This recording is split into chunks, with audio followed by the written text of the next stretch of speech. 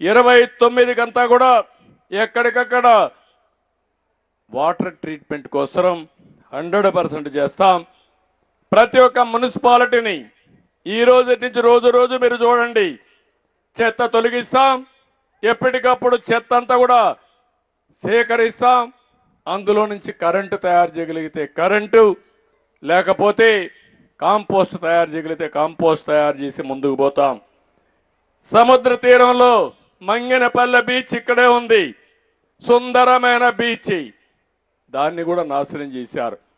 స్వచ్ఛమైన బీచ్ల్ని, సుందరమైన బీచ్లు తయారు చేసి ఎక్కడికక్కడ మనం నెక్స్ట్ జనరేషన్ కానీ టూరిజాన్ని ప్రమోట్ చేస్తే మంచిది వస్తుంది.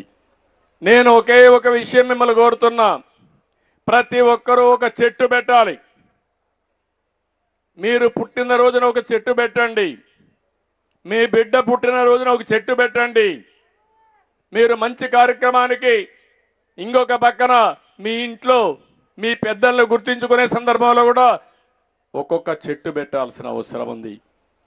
చెట్టు పెట్టడం మన నాగరికత.